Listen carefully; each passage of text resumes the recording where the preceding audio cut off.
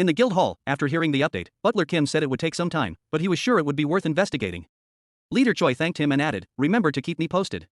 Then he asked, "Any news on the Sangdong Guild?" Butler Kim replied, "The Sangdong Guild has already sent out spies. I'm certain their main target is Jin Taekyung, but we can't rule out Miss Song or Mr. Rough Guy as possibilities either. That's why I warned them early." He paused and asked, "Shouldn't we do the same for Jin Taekyung?" Leader Choi smiled with confidence. "It's fine. The Sangdong Guild's intelligence team is much stronger than ours. I'm actually hoping they uncover the truth about Jin Taekyung's identity." Butler Kim nodded. In any case, it seems the Sangdong Guildmaster has grown quite calm. If this had happened years ago, he would have declared war on us right away. Leader Choi raised an eyebrow. "What do you mean by that?" Butler Kim replied, "I've met the Sangdong Guildmaster before." "Are you two on bad terms?" Leader Choi asked. Butler Kim laughed. "I'm not exactly sure." Meanwhile, Jin Taekyung visited a real estate agent to buy a new house.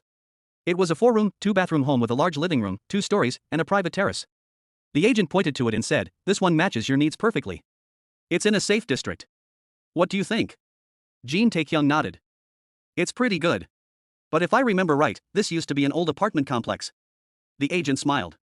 "You grew up around here, didn't you?" This area was redeveloped 10 years ago, so things have changed a lot. It was full of rundown apartments back then, but now the Hunters Association's main headquarters is just 30 minutes away. Jin Taekyung thought, "Yeah, that makes sense.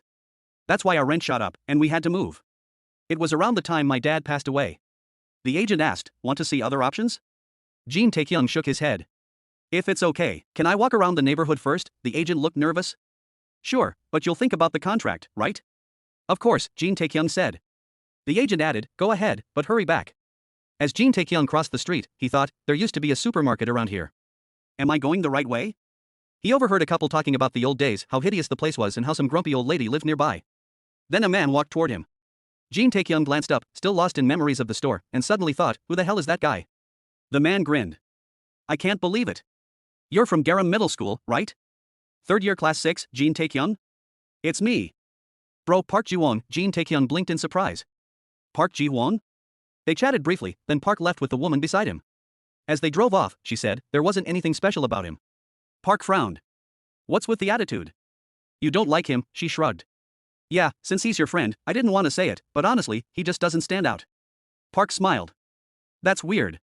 He used to be pretty popular back in school. He was tall for his age, had a strong build, was great at sports, and wasn't bad looking." She rolled her eyes. "Doesn't look that way now. What does he do for work?" Park thought for a moment. "I forgot to ask. When we were kids, he said he wanted to be a PE teacher. Maybe that's it?" She smirked. "You spoiled me. Because of you, I can't find any other guy who's as good looking and talented. You're hundreds of times better than your friend." Park chuckled. "No need to trash him like that. He's a good guy." She pressed, "You said it's been 10 years since you last saw him."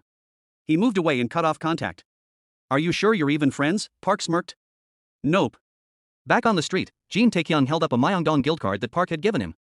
He thought, a friend I haven't seen in over 10 years is a hunter now? That's strange. He must be elite to join the Myeongdong Guild's first division. While sipping a drink, he added to himself, if I recall, he had dark skin and was pretty short back then. Looks like he hit a growth spurt, tall now, with a hot girlfriend. He's turned into a real catch. He remembered their quick chat, where Park had invited him to a middle school classmates' reunion party. Sitting on a bench, Jin Taekyung wondered, now that I think about it, were we even close? Suddenly, he realized he'd forgotten about the house contract. The agent was still waiting, barely hiding his frustration.